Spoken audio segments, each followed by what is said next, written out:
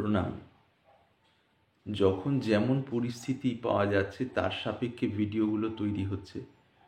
আপনারা দয়া করে বিভিন্ন রকম গোছানো অগোছানো এই সমস্ত বিষয়গুলোকে গুরুত্ব না দিয়ে মূল বিষয় যেদিকে শব্দের মাধ্যমে সংকেত করার চেষ্টা করা হচ্ছে সেই দিকে নজর দেবেন, এইটি আশা করব।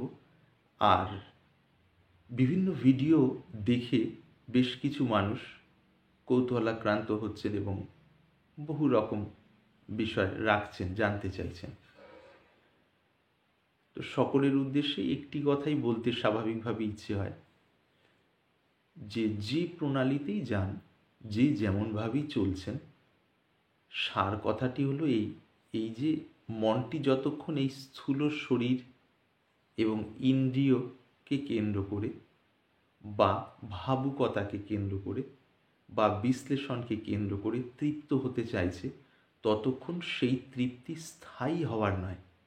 তার কারণ শরীরকে কেন্দ্র করে আমি যদি আরেকটা শরীরকে পেয়ে আনন্দ পেতে চাই, তৃপ্তি পেতে চাই, এই শরীর তো ধীরে ধীরে জীর্ণ হয়ে যাচ্ছে এবং যে শরীরকে কেন্দ্র করে আনন্দ পাব সেই শরীরও সময়ের সাথে সাথে জীর্ণ হয়ে যায়। মাফ করবেন।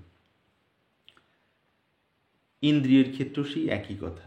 আর মনে যে ভাবনা, কল্পনা বা বুদ্ধিতে যে বিশ্লেষণ, এগুলোও সময় সময় পরিবর্তন হয়, সব সময় একরকম থাকে না। তো এগুলোকে কেন্দ্র করে যতক্ষণ মনটি আনন্দ পেতে চাইছে, ততক্ষণ আমি যেই পথের পথিক বলেই নিজেকে ভাবি না কেন, স্থায়ী শান্তি, আনন্দ বা তৃপ্তি পাব না। যতই আধ্যাত্মিক হই, যতই চুলদারি থাকুক বা মণ্ডিত মস্তক থাকুক, গৈরিক, সাদা বা হলুদ, কালো বা বিভিন্ন টুকরো টুকরো বস্ত্রের আলখাল্লা বা যেমনই পড়ি না কেন, এগুলো তো মূল বিষয় নয়। আর আরেকটি কথা বলি, অনেকেই বিভিন্ন বইপত্র পড়ে, ধরে নিলাম নর্মদা তটের বিষয়, ধরে নিলাম হিমালয়ের কোনো বিশেষ আয়াম বা বিশেষ মাত্রার বিষয় পড়ে নিয়ে কোনো না কোনো মহাপুরুষদের জীবনী থেকে কিছুটা লোকমুখে শুনে মনের মধ্যে কল্পনা করেন স্বাভাবিকভাবে, বা হয় আর কি, এবং সেইভাবে ভাবেন যে সেইরূপ জায়গায় চলে গেলে বা সেই ধরনের কোনো সাধু মহাত্মার সন্ধান পেলে বোধহয় বিশেষ একটা কিছু হয়ে যাবে। তো আপনাদের জ্ঞাতার্থে খুব বিনীতভাবে বলি, সত্যি কথা বলতে বিশেষ কিছু হয় না সাধারণত। কি হয় তাহলে, ভেতরের আবিলতাগুলো শেষ হয়ে যায়, ভেতরের ভ্রান্তি শেষ হয়ে যায়, অজ্ঞানতা শেষ হয়ে যায়, তখন স্বচ্ছ আত্মস্বরূপটি মনের মধ্যে প্রতিফলিত হয় এবং সেই বিষয়ে বুদ্ধিতে নিষ্ঠা হয়। এবার মন বুদ্ধি এই ওই নিয়ে বিভিন্ন রকম তর্কের দিকে যাবেন না, এর সার কথাটা বোঝার চেষ্টা করুন। কেননা আমি কোনো তার্কিক হিসেবে এখানে নিজেকে প্রস্তুত করতে যাচ্ছি না এবং কথাবার্তাগুলোও সেভাবে নয়, বুদ্ধি প্রধান নয়। বুদ্ধির প্রয়োগ সময় সময় থাকে বা হয়তো শরীরের সংস্কার হিসেবে কম বেশি থাকে। মূল বক্তব্যটি হলো এখানকার। যাই হোক, এই দিককার সার বিষয়টি হলো এইটি, যে মানুষ যেখানে আছেন তার ঘর, পরিবার, পরিস্থিতি, কম বেশি সুখ দুঃখ, জ্বালা যন্ত্রণা, শরীর মন বা পারিপার্শ্বিক নিয়ে আছে এবং থাকবে। সময় সময় বাড়বে, সময় সময় কমবে বা মিশ্রিতভাবে থাকবে, এটি স্বাভাবিক। এবার ভারতীয় অধ্যাত্ম বা আধ্যাত্মিকতা কি শিক্ষা দিচ্ছেন, এই শরীরের সাথে যুক্ত ইন্দ্রিয়গুলো, জ্ঞান ইন্দ্রিয় আর মন, যে বিভিন্ন জায়গা থেকে তৃপ্তি খুঁজে বেড়ায় বা বুদ্ধি বিশ্লেষণ করে বিভিন্ন রকম, এগুলো যতক্ষণ না এই শরীরের পেছনে যে মনের মধ্যে যে নিশ্চয়াত্মিকা বৃত্তি, নিশ্চয়কারী যে চেতনাটা, যে বলে দেয় যে এটি ঠিক, এটি ঠিক নয়, এটি উচিত, এটি অনুচিত, এই যে বৃত্তিটা, এই চেতনাটা, এইটিকে বুদ্ধি বলা হচ্ছে। এই যতক্ষণ বাইরের দিক থেকে কোনো কিছু শিখে নিয়ে, কোনো কিছু ভেবে নিয়ে, কল্পনা করে ভেতরটাকে গোছাতে চাইবে বা ভেতরের প্রশ্নের সমাধান করতে চাইবে, ততক্ষণ প্রশ্নের সমাধান স্থায়ীভাবে হবে না। তার কারণ কেন, ওই বারবার করে একটা কথা বলা হচ্ছে, শুদ্ধ চৈতন্য যেমন কি তেমন আছে, তার সামনে প্রথম একটা কর্তাভাবের স্ফুট, সেখান থেকে বুদ্ধি বা মন বাইরের জগৎ থেকে এমন কিছু জোগাড় করে এর অপূর্তি বা অপূর্ণতাটাকে পূর্ণ করতে চাইছে। কিন্তু এইটি তখনই পূর্ণ হবে যখন ওই কর্তাভাবটি তার পেছনে যে শুদ্ধ চৈতন্য তাতে বিগলিত হবে। কর্তাভাব বিগলিত হওয়া মানেই কর্তাভাবের আশ্রিত বুদ্ধি এবং মনও বিগলিত হলো, অর্থাৎ মিলেমিশে একাকার হলো। তাহলে প্রশ্ন, মিলেমিশে একাকার হলে কি কর্তাভাবটি কি আর জাগবে না? হ্যাঁ, অবশ্যই জাগবে। মিলেমিশে একাকার হওয়ার পর কর্তাভাবটি আবার জাগবে, কিন্তু কর্তাভাবের আশ্রিত যে বুদ্ধিটি, যে কর্তাভাবের সঙ্গে এক মানে মিলেমিশে কর্তাভাবের সঙ্গে সেই মূলে একাকার হয়েছিল, সেই বুদ্ধিতে সেই পরমের সুগন্ধটি নিয়ে জেগে উঠবে। সুগন্ধ মানে অনুভূতির আভাস। যে অব্যক্ত অনুভূতিটি হয়েছিল, যেটিকে বাক্য মন বুদ্ধির অগোচর বলা হচ্ছে, সেটির আভাস নিয়ে জেগে উঠল যেন। আভাস এই জন্য বলা হয়, সেই অনুভূতি নিয়ে সম্পূর্ণরূপে যদি বলা হয়, তাহলে সেই অনুভূতি যেটা অব্যক্ত সেটিকে তো একটা ব্যক্ততার সীমার মধ্যে আমরা বেঁধে ফেলব। সেই কারণে আভাস বা সুগন্ধ বলা হচ্ছে। সেই সুগন্ধটি পর্যাপ্ত সম্পূর্ণ ব্যক্তি সত্তাটিকে জারিত করে দেওয়ার জন্য, অর্থাৎ রসে ভরপুর করে দেওয়ার জন্য, তৃপ্তিতে ভরপুর করে দেওয়ার জন্য। তার কারণ যে পথেরই পথিক আমরা সবাই কিন্তু সেই পরা শান্তি মানে এমন একটি তৃপ্তি, যে তৃপ্তি কখনোই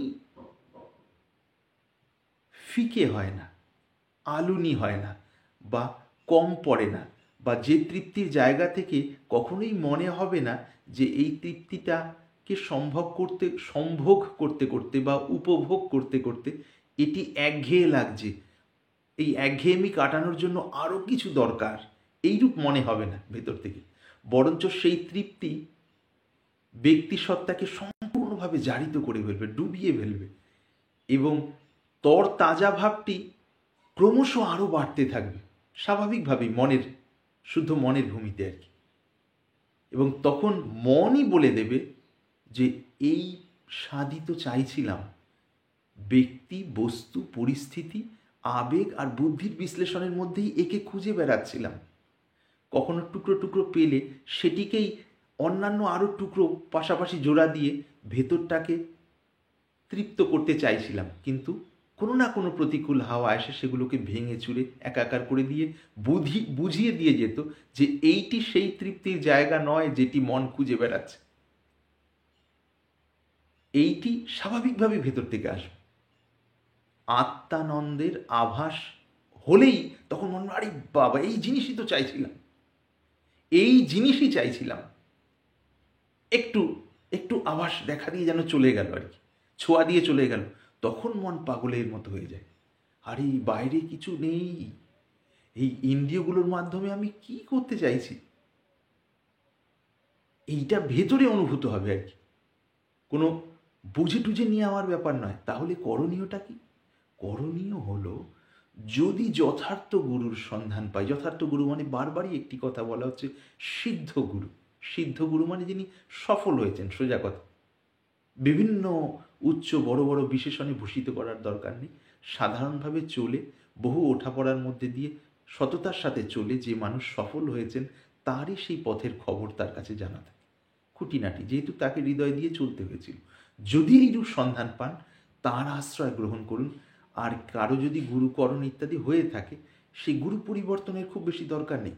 তিনি যদি অসিদ্ধ হন, সাধকও না হন, কেবল পারম্পরিক মন্ত্রমাত্র পেয়েছেন, দিয়ে গেছেন, সেই ক্ষেত্রেও খুব বেশি পরিবর্তনের প্রয়োজনীয়তা নেই। তার কারণ মন্ত্রটি যদি পেয়ে থাকেন, মন্ত্রটিকে অবলম্বন করে তার সাথে সত্য, সরলতা, সংযম মূল ভূমি রেখে যদি এগোন, সেই মন্ত্রই তো একসময় মগ্নতার মধ্যে নিয়ে গিয়ে সেই কর্তাভাবের অতীত স্তরে, অর্থাৎ পরম অনুভূতির মধ্যে ডুবিয়ে দেবে। এইটি করতে গিয়ে প্রত্যক্ষ যে সমস্যাগুলো হচ্ছে, সেই বিষয়ে কিছু জানার থাকলে জেনে নিতে পারেন। তার কারণ আড়ম্বর করার আর সময় নেই।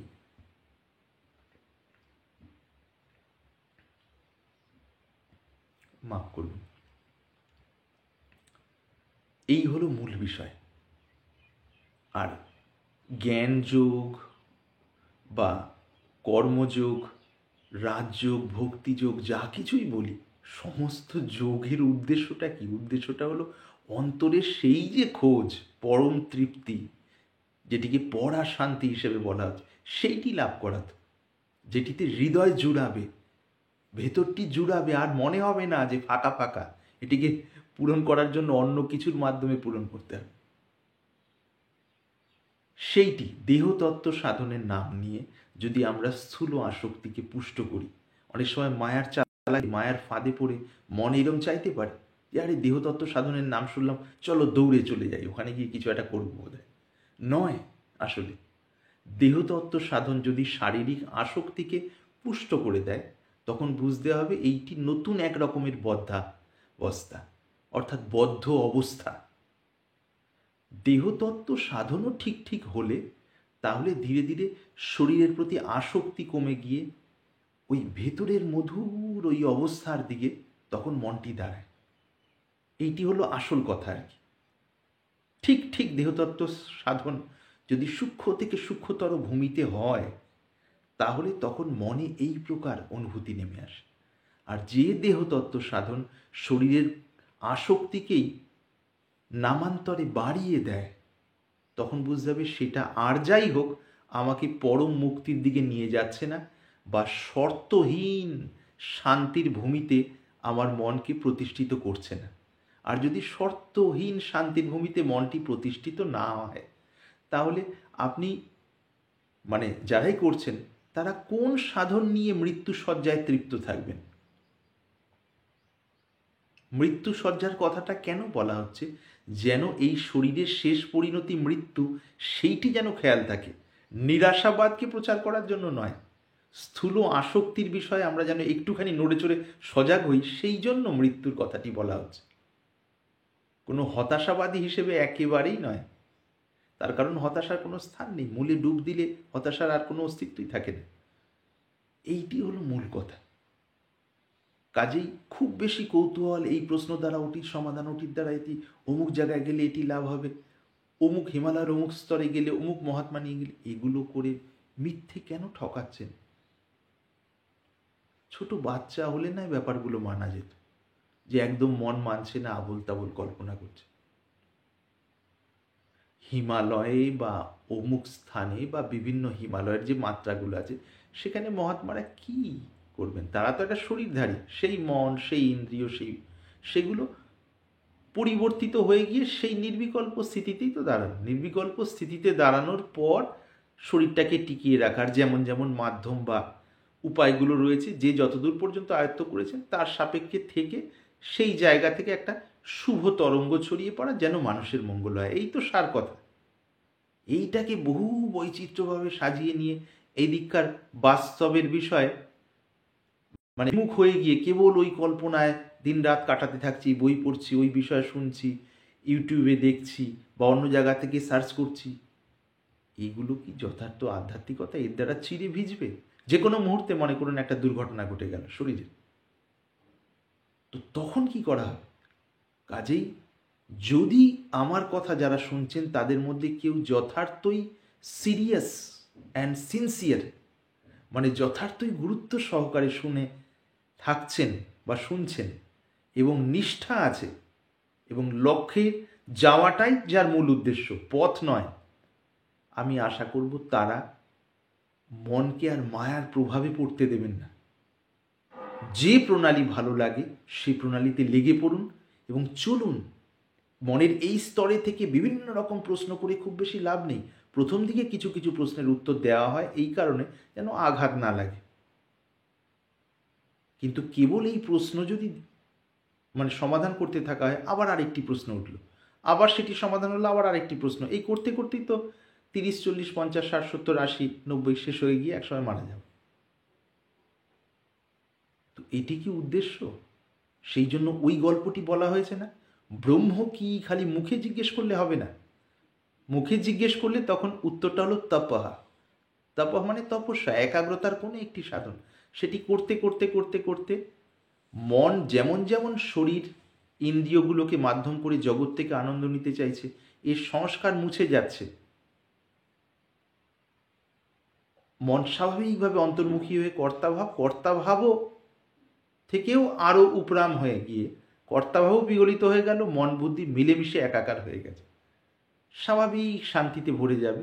স্বাভাবিক নিয়মেই যখন আবার সেখান থেকে জেগে ওঠা হবে, কর্তাভাব আবার আসবে, বুদ্ধি আবার ফুটে উঠবে, কিন্তু স্নান করে। এই হলো মূল কথা। কাজে খুব বেশি প্রশ্ন করা মানে নিজেকেই ঠকানো। অল্প স্বল্প দরকার, এবং সেটাও কতটা দরকার, মোটামুটি ধারণাটা একটু হলো যে এইটি আমার জীবনের মূল উদ্দেশ্য, এই তৃপ্তি আমি চাইছি।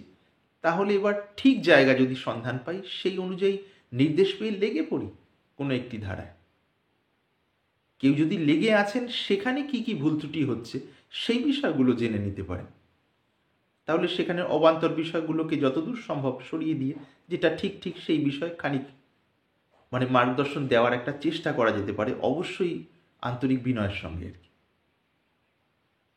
তাহলে উপকার হবে, না হলে মিছিমিছি এই করে খালি বিভিন্ন তথাকথিত বুদ্ধিজীবী হয়তো লাভ নেই, বা তথাকথিত ভাবুক হয়েও লাভ নেই। লোক দেখানো কতগুলো কসরত করছে, এই যোগ ওই যোগ, এগুলো নয়। যতক্ষণ কড়াকড়ির বিষয় থাকবে ওই দিব্যতার আভাসটি পাওয়া যায় না। এগুলো লাগে বটে, সেই জন্য যাদের গুরুকরণ হয়নি তারা সেই রূপ গুরু লাভ করুন যিনি সফল হয়েছেন, আর যাদের হয়েছে সেই বিষয়ে কিছু যদি জানার থাকে, সংশয় থাকে, সেগুলো লিখুন, যান সম্ভব হলে সেখানে বলা, এবং সেইভাবে চলে যত শীঘ্র সম্ভব মূল জায়গায় পৌঁছে যান। এটি হলো মূল কথা। যে ধারা থেকে পৌঁছানোর কিছু যায় আসে না, আনন্দের ঘট যেন ভেতরে আছে, এই অনুভূতিটি যেন হয়, তাইলে সমস্ত প্রশ্ন, ওই অন্ধকার দূর হয়ে যায়, যেমন সূর্য উদয় সব চলে যায়। যাই হোক, আজকে এই পর্যন্ত। আমার প্রণাম নেবেন সবাই।